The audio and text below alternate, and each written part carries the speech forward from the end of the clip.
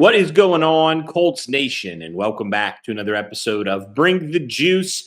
Well, guys, the Indianapolis Colts host the Tennessee Titans on Sunday. Colts looking to get to 7-1. Meanwhile, Tennessee sits at 1-6 right now. So, with that being said, guys, here are three keys to victory for the Indianapolis Colts. If they hope to get to 7-1, sweep the Tennessee Titans again this season, they have to do these things. But before we do that, just want to say this episode is sponsored by FanDuel. Guys, right now, when you look at some of the odds of this game, the Indianapolis Colts are heavily favored. They're 14.5 favorites right now. You're looking at the over-under. Right now, it sits at 46.5.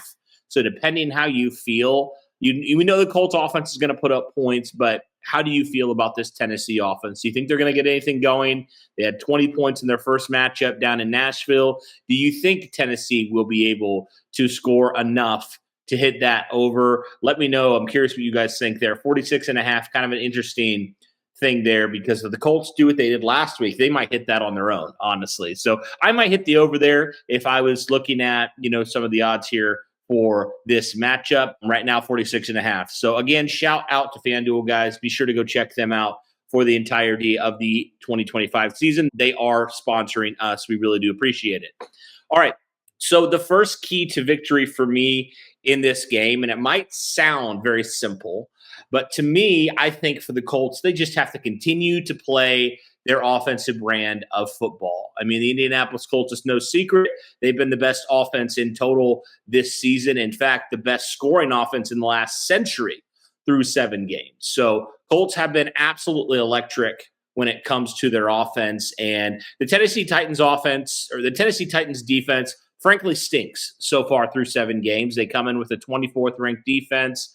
And they just have not really been able to do a lot, especially against the run, where the Tennessee Titans defense has absolutely let whoever runs the football do whatever they want against them. Right now, they are 29th in rushing yards allowed and actually 32nd in rushing touchdowns allowed. And with Jonathan Taylor leading the NFL in rushing, that's definitely something that the Colts are probably salivating at. Also 23rd in yards per attempt allowed. They're allowing 4.5 yards per carry. And certainly bodes well for a Colts offense and a Colts running back in Jonathan Taylor, who, like I said, he's just been absolutely electric. He leads the NFL in rushing yards. He's averaging 5.3 yards per carry. So you think that bodes well for the Colts running attack in Jonathan Taylor. And, the Tennessee passing attack's been a little bit better. That right now when you look at stats, the Tennessee Titans are 14th in terms of defense, in terms of passing yards allowed, 16th in passing, 10th in passing touchdowns allowed, and 16th in interceptions. So I would say if there's the strength of the defense, it's definitely the pass defense for the Tennessee Titans, although also the Tennessee Titans are coming in really banged up on the defensive side of the ball. No Jeffrey Simmons in this game, no L'Jarius Sneed in this game, and there's a few other guys that have been limited this week, and we'll kind of see what their availability is, come Sunday. For example, Xavier Woods has an ankle. He's been limited this week. Arden Key has not really practiced a whole lot. He's been limited. Sebastian Joseph Day as well has been limited this week. So there's definitely some injuries for this Tennessee Titans defense. And like I said, the Indianapolis Colts have really been able to do whatever they've wanted all day, all year long when it comes to passing and running the football. Just their offense in general has just been that good. So in their first matchup, Daniel Jones was 18-25, 228 passing yards and a passing touchdown. So it wasn't a crazy day for Daniel Jones, but at the end of the day, he still did complete 72% of his passes and really was able to do whatever he wanted against this Tennessee defense that now will be missing a couple more players on their defensive side of the ball. So the Indianapolis Colts just got to play their brand of football. If they can do that, continue to do what they've done, I think they could easily put up another 40-burger, honestly. So play your offensive brand of football. That is my first key to victory here for the Indianapolis Colts. The second key to victory here for the Colts has to be just continuing to make life difficult for the Tennessee Titans offense. I got a little bit frustrated at the end of the first game, although when you look at it, it wasn't a close game, because I felt like you allowed Tennessee to get into sort of a rhythm offensively. And we've seen the Colts defense do this at times where, at certain points they look really good. At certain points, it seems like they're just allowing offenses to do whatever they want. Now, The Colts will be without Charvarius Ward in this game. We'll have to see on Jalen Jones' availability, and Kenny Moore is obviously going to play in this game as well. So we'll just have to see if the Indianapolis Colts can do that. I mean, this is a Tennessee offense that looks dead in the water right now. They're the 32nd total offense, 31st in rushing, 31st in passing. They have not been able to do anything all year long when it comes to their offense. Their offense has been terrible. I mean, their defense has not been great either, but their offense has been even worse when it comes to that. And I mean, they pretty much rank in the bottom in every single notable category offensively. So if you're the Colts defense, you can't afford to allow them to get into any sort of rhythm. You just got to make life hard. You got to make the Tennessee Titans offense look like the Tennessee Titans offense this year. And you just have to shut it down. You have to get pressure on the quarterback, on Cam Ward. And you just have to eliminate any sort of opportunity that the Tennessee Titans are going to have. They're going to likely be without Calvin Ridley in this game, who's dealing with some injury as well. So there's a lot of injuries, all that to say, when it comes to the Tennessee Titans. But if you're the Indianapolis Colts, you absolutely just have to do what every other team has done against this Tennessee offense and just make them look like the 2025 Titans offense.